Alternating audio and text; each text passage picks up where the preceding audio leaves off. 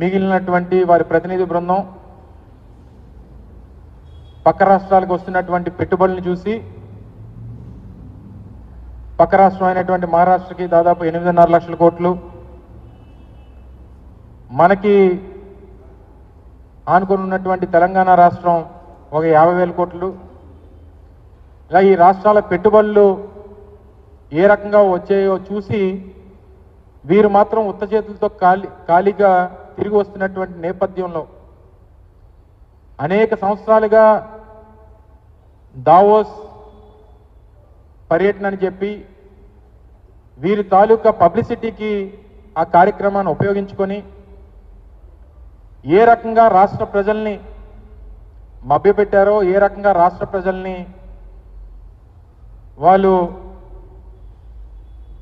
తండ్రి కొడుకులు ఇద్దరు కూడా, ఎందుకంటే 2014 నుంచి 19 సంవత్సరాల మధ్య గత 5 సంవత్సరాలు గత ప్రభుత్వంలో వారు 5 సంవత్సరాలు 5 పర్యటనలు చేశారు. నూతనంగా గత సంవత్సరం అధికారంలోకి వచ్చి ఈ ఏడాది కూడా వారు పర్యటనకు వెళ్ళారు. కేవలం రాజకీయ ప్రసంగాలు, అక్కడ కూడా రాష్ట్ర రాజకీయాలకు సంబంధించినటువంటి విమర్శలు, రాష్ట్ర మంత్రులేమో వాళ్ళ యువరాజుని పొగుడుకునేటువంటి ప్రయత్నాలు,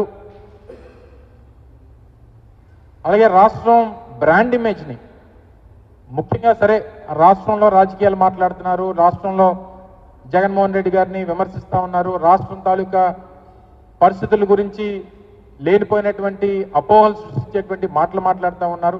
సరే, రాష్ట్రం వరకంటే అందరూ తెలుసుకునేటువంటి అవకాశం ఉంది.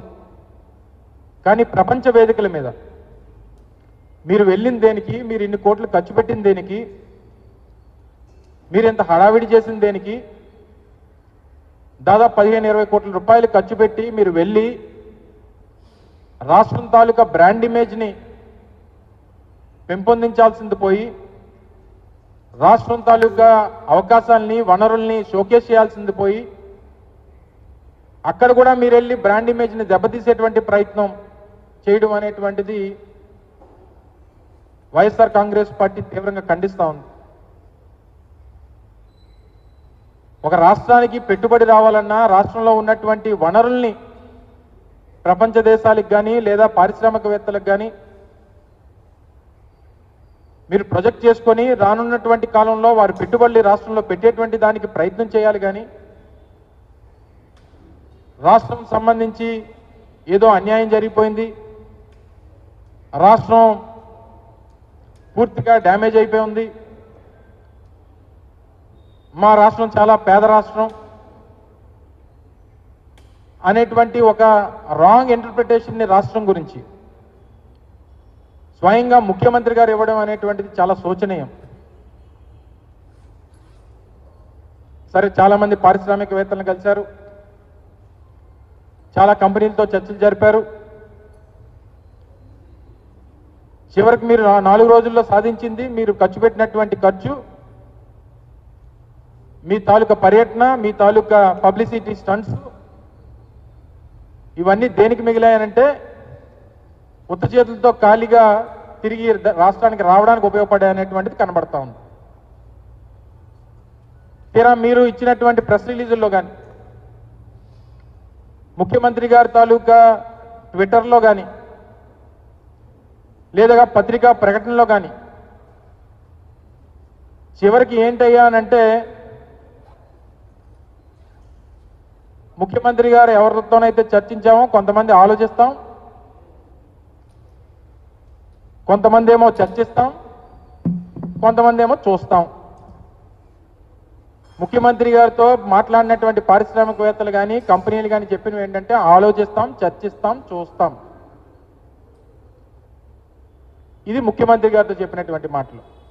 సహజంగా ఎవరి దగ్గరికి వెళ్ళినా ఎవరితోనన్నా మాట్లాడినప్పుడు, ఏ పారిశ్రామికవేత్తను కలిసినప్పుడైనా లేదా ఏదన్నా ఒక పెద్ద కంపెనీని మన రాష్ట్రానికి పెట్టుబడి పెట్టమని చెప్పి రిక్వెస్ట్ చేసినప్పుడన్నా సహజంగా వాళ్ళు అనేది ఏంటంటే ప్రయత్నం చేస్తామంటామో లేకపోతే చూస్తామంటాం అన్నటువంటి చెప్తారు. అదే మీకు కూడా చెప్పారు.